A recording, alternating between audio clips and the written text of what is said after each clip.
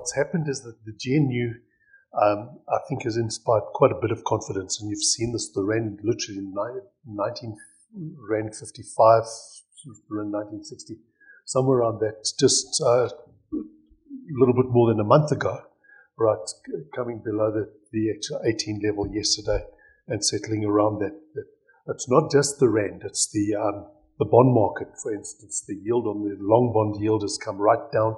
The yield curve has flattened considerably, suggesting that, putting pressure that the Reserve Bank, for the Reserve Bank to actually cut rates.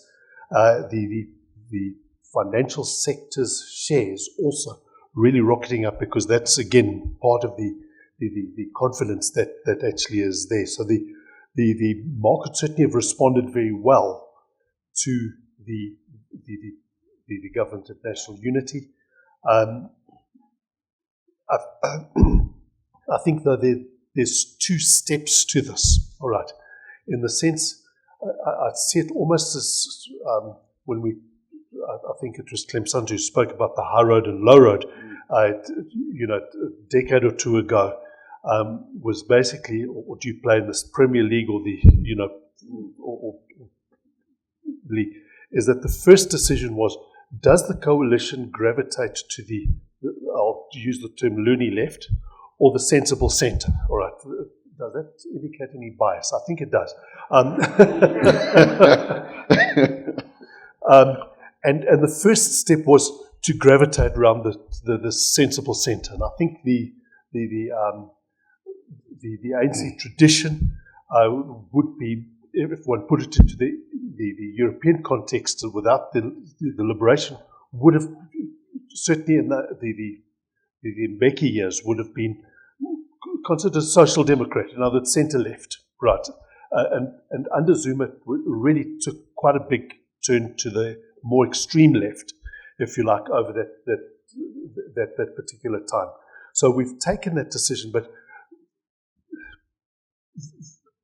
with the ANC and DA, if it holds together, remember we've got to see it hold together, right?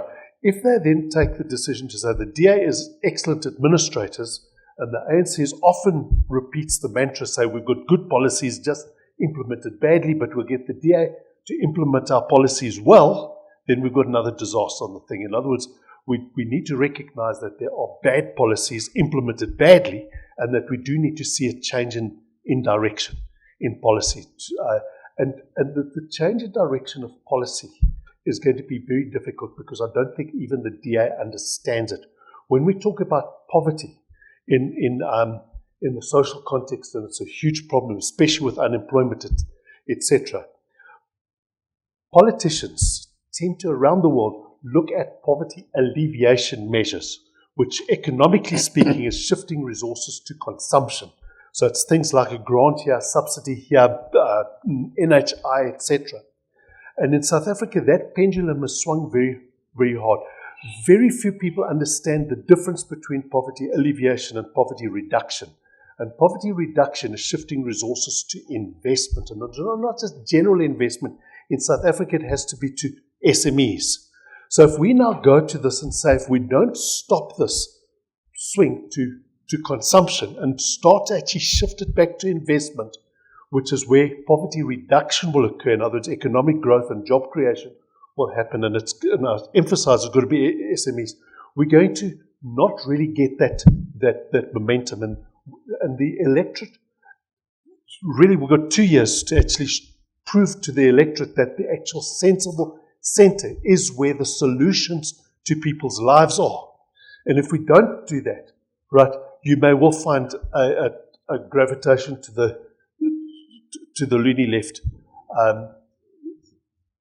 over the next 2 years, right, if we don't actually produce results in reducing unemployment, reducing poverty, reducing inequality. And that's why we need fundamental policy shifts, right? And it's not just to support the order as it existed, to try and hanker back to the commodity boom days that we had. We actually have to look internally and say, how can we stop doing the self-destruction that we've had, self-imposed, because we're talking about a 33% unemployment rate and a youth unemployment rate over 50%. It's not like a normal country where it's, they have a change in government and an implosion if unemployment has gone from 4% to 6%, for instance. This is a fundamental problem, and no other country has that problem.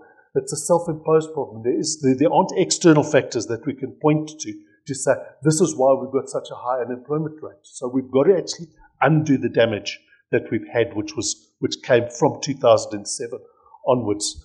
We can unpack that. So that's the path. Are we going to go on the high road or low road? And that does mean we need proper, and when we talk about policy reform, everybody talks about policy reform, but we don't mean the same thing, right? When Julius Malema talks about policy reforms, it's very different to when the DA speaks about policy reforms, or the Freedom Front Plus talks about policy reforms. So we need to understand what those reforms are, and those reforms are that we need to make our country more beautiful for investment. We have to be able to attract investment and also create our own savings and capital formation base in South Africa, because it doesn't matter whether you're loony left, Islamic economist, communist economy, it doesn't really matter.